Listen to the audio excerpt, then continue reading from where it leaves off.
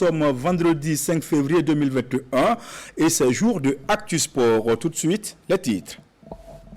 L'association des éleveurs de chevaux, NEMA, veut marquer le monde de l'hippisme au Burkina Faso. Depuis 2020, elle est à l'initiative d'une grande compétition dénommée Mini-championnat de course hippique dans la commune rurale de Pabré. Cette saison, elle nourrit de grandes ambitions pour le rayonnement du sport équestre au Burkina Faso. La première course de l'année 2021 a eu lieu le week-end dernier et Jamila a perdu sa couronne. Nous recevrons M. Malik Dermé, secrétaire général de l'association des éleveurs de chevaux NEMA. Il viendra nous parler des ambitions de l'association. Mali-Maroc, c'est l'affiche de la finale du 6e championnat d'Afrique des Nations qui se joue au Cameroun ce dimanche. À partir les Lions de l'Atlas du Maroc tenteront de conserver leur titre et rentrer dans l'histoire du Chan. Quant aux Aigles du Mali, ils veulent inscrire leur nom en lettres d'or au palmarès du championnat d'Afrique des Nations en remportant le trophée. En demi-finale, le Mali a disposé de la Guinée-Conakry et le Maroc a douché les espoirs du Cameroun. Les résumés des demi-finales dans ce Actu Sport.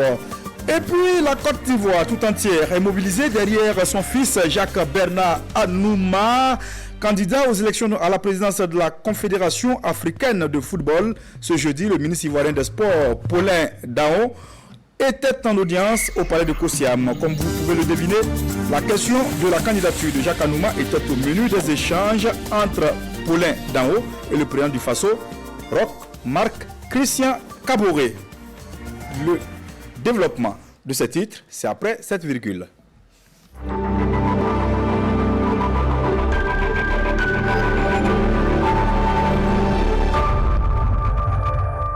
L'association des éleveurs de chevaux NEMA a lancé ce dimanche 31 janvier 2021 la deuxième édition de son mini-championnat. Une compétition prévue pour se tenir sur 10 mois et dans 4 catégories. Pour cette première sortie, le cheval Orondé appartenant à la famille Dermé ou encore le cheval Néré se sont bien illustrés. Les détails des courses avec Maria Ouattara. Néré surprend Jamila. C'est la sensation de la première course de cette deuxième édition du mini-championnat de l'association des éleveurs NEMA. La championne de l'année 2020 est détrônée d'entrée de jeu.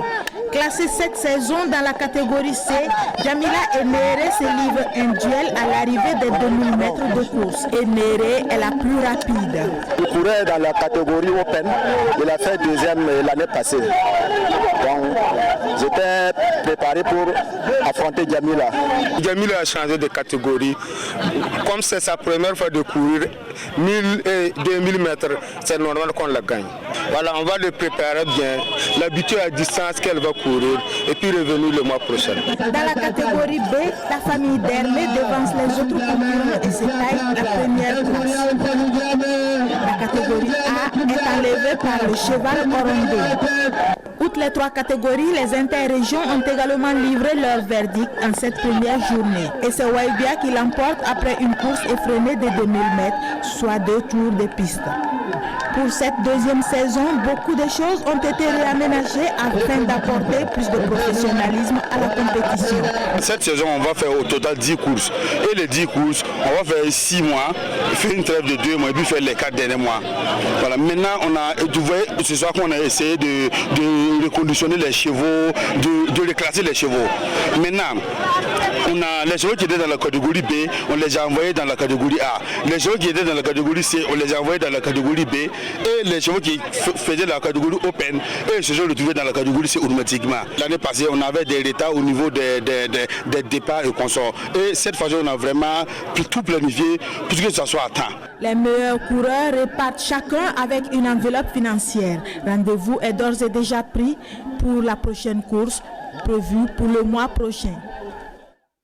Merci Maria Ouattara. En attendant le mois prochain, le moment est venu de recevoir notre invité. C'est après cette courte parenthèse.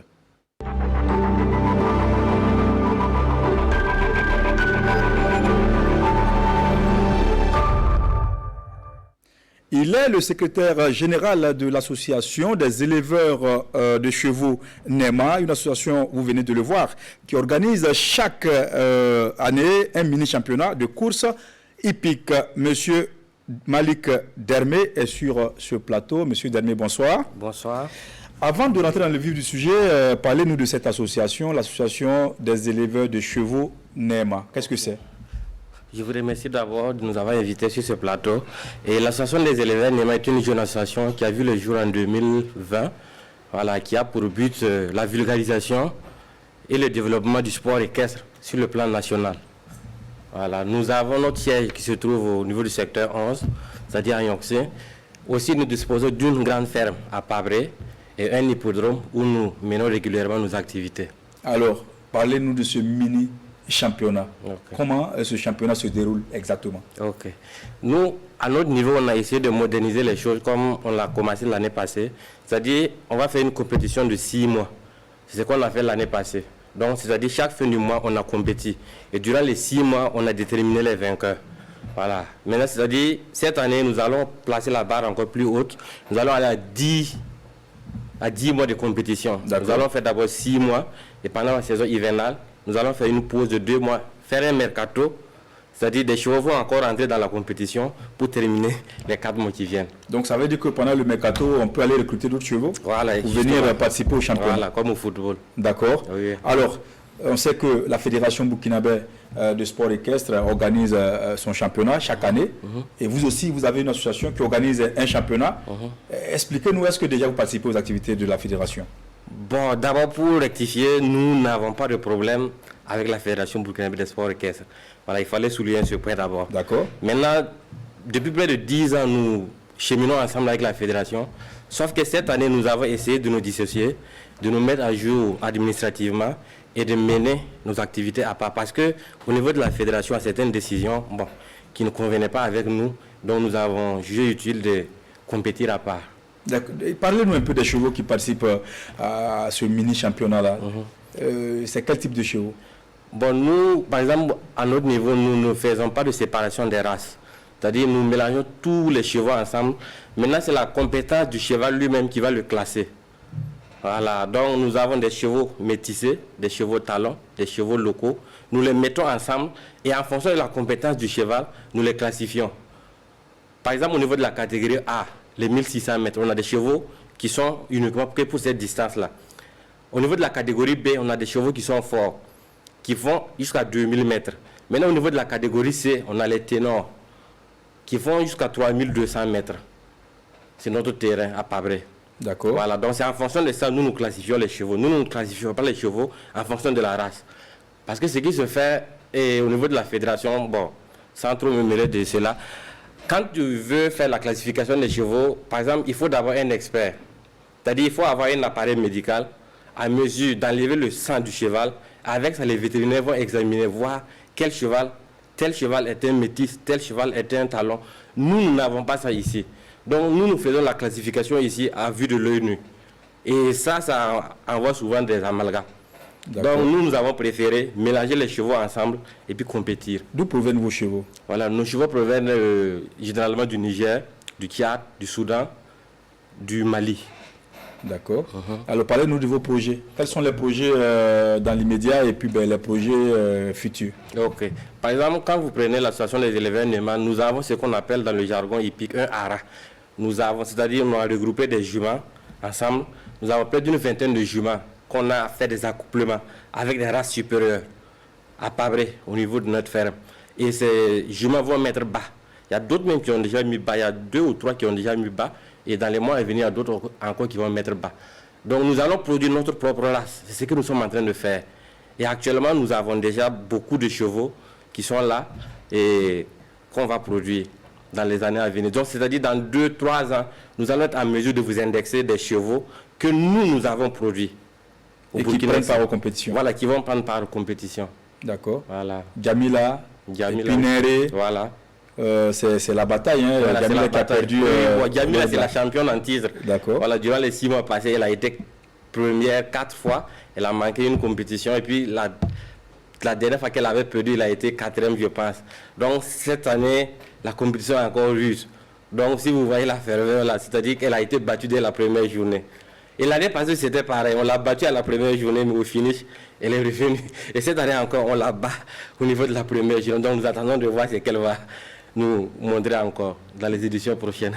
D'accord, merci beaucoup M. Malik Dermé. Je rappelle que vous êtes le secrétaire général de l'association des éleveurs de chevaux NEMA. Merci d'être passé sur ce plateau. Vous revenez quand vous voulez. Ici, on reçoit tout le monde, c'est votre plateau. Merci beaucoup d'être venu. Merci.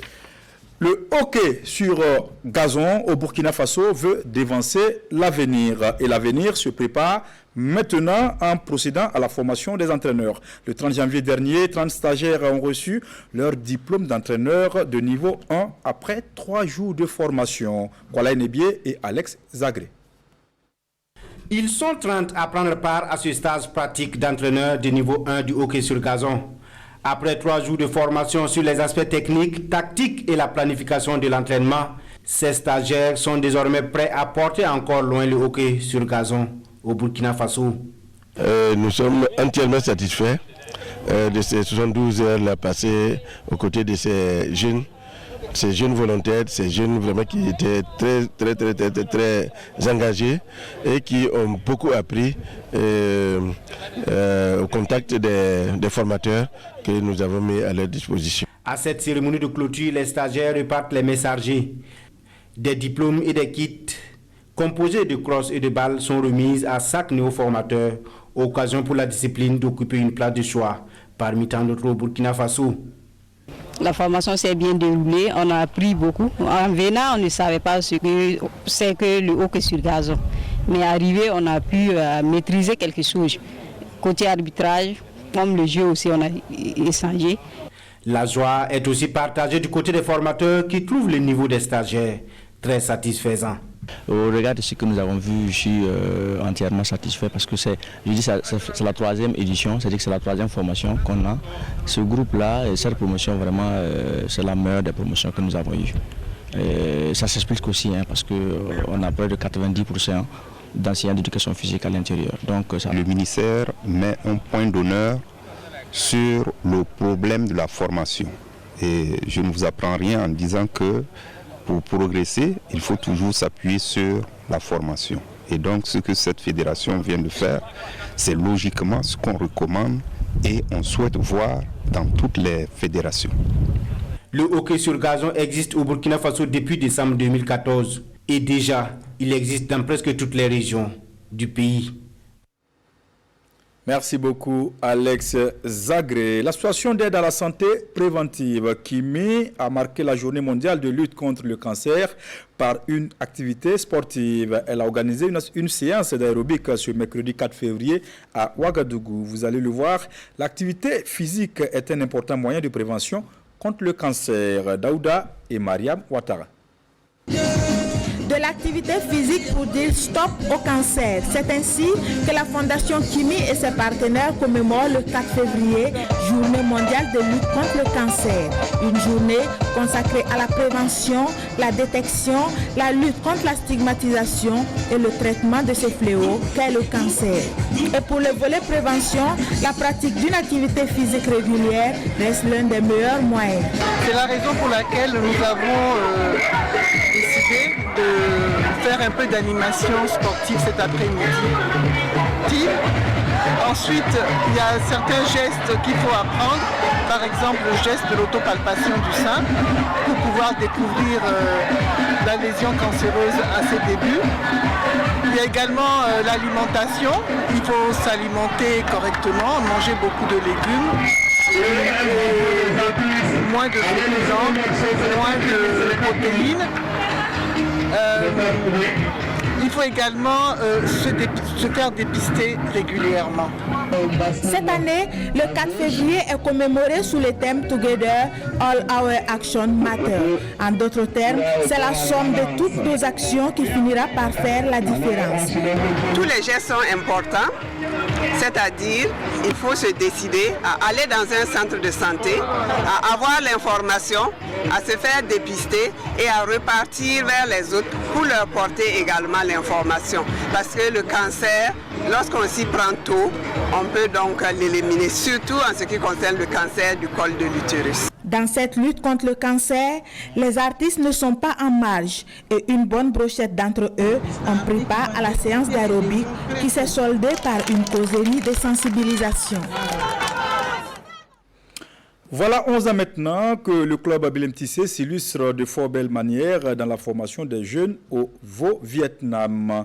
Pour marquer d'une pierre blanche cette décennie d'existence au service du Vaud-Vietnam, les disciples ont tout simplement démontré aux yeux du parrain et des parents leur savoir-faire. Paul David Bambara et Alain Didier Compaoré. Des Damtang, des Da'at, des Laptan. C'est par ces démonstrations que les pensionnaires du club Bilem Tissé du Vaud-Vietnam célèbrent les 11 années d'existence de leur maison commune.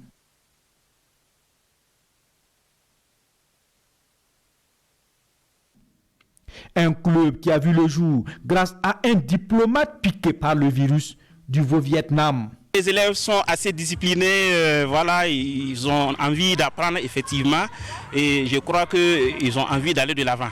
Chaque année, nous formons plus de 100 pratiquants. Et ces personnes que nous formons, nous les formons à être des citoyens. Vous savez que dans le monde scolaire aujourd'hui, les enfants sont devenus un peu délinquants. Alors là, c'est notre contribution à apporter la citoyenneté, voilà, au niveau de l'école. Une restitution des 24 fondations de base de la discipline apprise durant 3 ans devant parents, amis et parrains. Nous savons très bien que le sport est bien pour l'esprit, c'est bien pour le corps, c'est bien pour la santé. Et c'est pour cela toutes les activités qui concourent à développer l'épanouissement de l'enfant, nous encourageons cela. Voilà pourquoi nous associons notre image à tout ce qui peut permettre à nos enfants de grandir en esprit, en corps et en intelligence.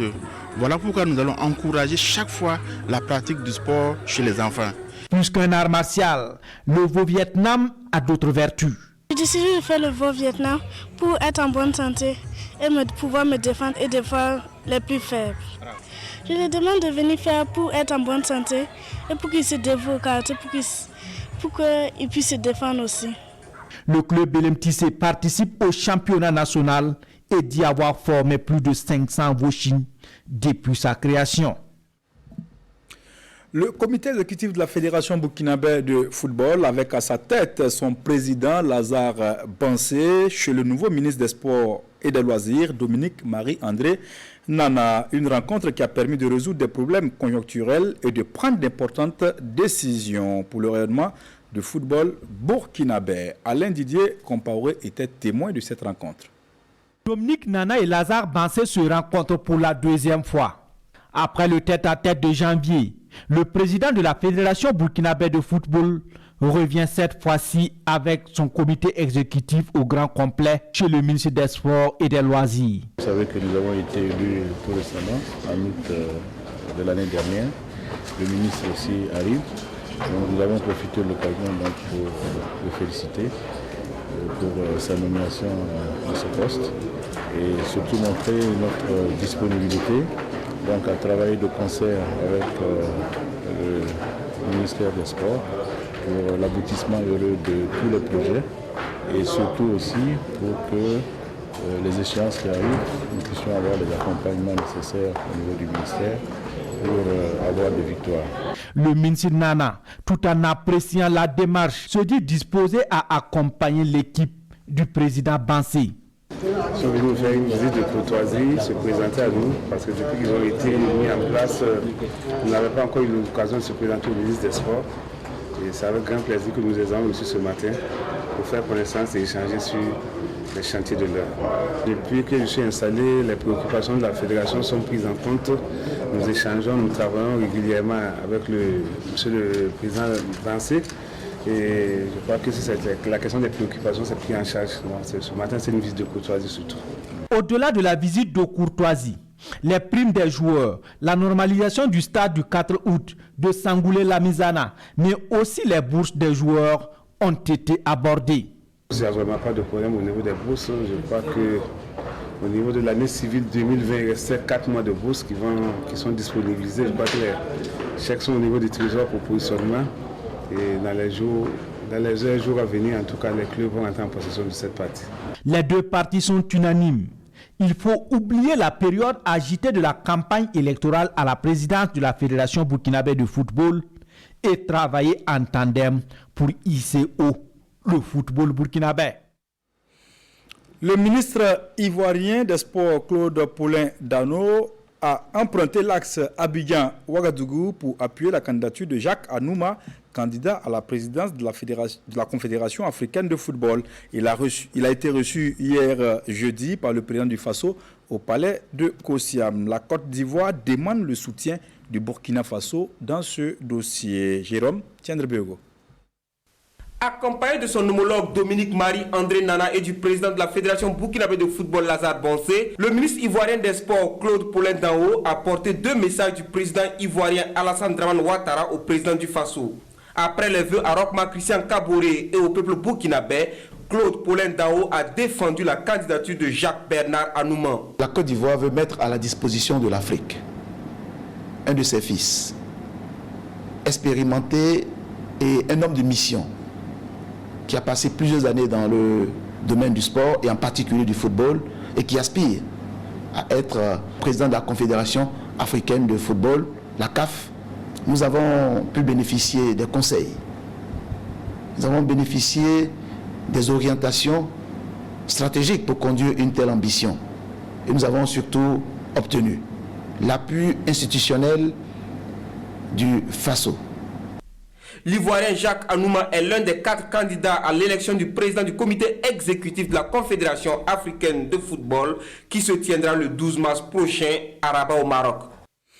Un dîner gala à l'honneur du ministre sortant des Sports Daouda Azoupiou. C'est une initiative du Comité national olympique et des sports burkinabé qui a réuni tous les présidents des fédérations membres au complexe olympique. Objectif, traduit la reconnaissance du monde du sport burkinabé à l'endroit de Daouda Azoupiou. Les temps forts avec Lassina Ouattara et Alex Zagré. Par ce lever de verre, le Comité national olympique des sports burkinabé traduit sa reconnaissance à Daouda Azoupiou, ex-patron du département des sports et des loisirs. Lui qui a œuvré à raffermir les liens d'amitié et de solidarité entre les différentes fédérations qui composent les CNOSB pendant les 3 années passées à la tête du ministère des Sports et des Loisirs. Daouda Azoupiou a passé 3 années avec nous et tout le monde tire satisfaction. Les fédérations, les journalistes et le comité olympique, le mouvement sportif en général. Ce ministre a accepté d'aider les athlètes qui sont dans les centres d'entraînement et qui sont en train de préparer les Jeux olympiques de 2020, maintenant 2021. Je pense qu'ils ont contribué énormément à ce que ces athlètes-là soient performants. Et l'exemple partant, c'est Fabrice Zango. Accompagné d'anciens ministres des Sports et de président CNOSB, Daouda Azoupiou n'a eu mot que des remerciements au Comité national olympique et l'ensemble des partenaires pour l'accompagnement. L'essentiel, ce n'était pas le temps qu'on a passé, 3, 4, 5, 10 ans. Mais l'essentiel pour moi, c'est ce qu'on a laissé derrière et qu'on peut capitaliser.